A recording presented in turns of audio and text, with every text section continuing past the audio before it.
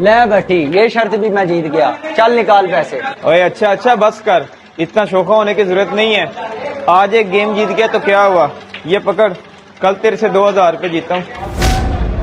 नमाजें तो सारी पढ़ रहा हूँ यार, लेकिन पता नहीं क्यों रिज़्क में बरकत नहीं है। चल ठीक है, फिर बात करता हूँ। भट्टी साहब क्या हुआ? क्या बताऊं इमाम साहब, पैसे तो अच्छे खासे कमा लेता हूँ, लेकिन उनमें बरकत ही नहीं है। यकीन करें, जिंदगी से तो सुकून ही खत्म हो गया, और घर जाऊं तो घर में लड़ाई झगड़े ही नहीं खत्म होते। ओए भट्टी, मैंने सुना आज फिर तो 500 रुपए जुए में हार गया। और पागल अगर खेलना नहीं आता तो जुआ लगाता ही क्यों है? छोड़ यार।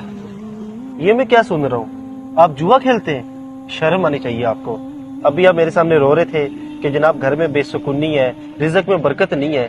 रिज़्क में बरकत कहाँ से होगी, घर में सुकून कहाँ से आएगा जब आप हराम काम करोगे? लेकिन इमाम साहब, मैं नमाजें भी तो सारी पढ़ता हूँ ना। नमाजें अगर आप सारी पढ़ते हैं, इसका मतलब ये तो नहीं कि आपको हराम काम करने की इजाजत मिल गई है। अगर आप जिंदगी में सुकून चाहते हैं तो आपको ये सारे काम छोड़ने पड़ेंगे। और बहुत सारे लोग यही शिकायत करते हैं कि हमारी जिंदगियों में सुकून नहीं है। अगर वो अपने आप को देखें तो उन्हें नजर आएगा कि वो कोई ना कोई हराम काम जरूर कर रहे होते हैं। देखे हैं ये दिन सब अपनी ही गफलत की बदौलत। सच है कि बुरे काम का अंजाम बुरा है।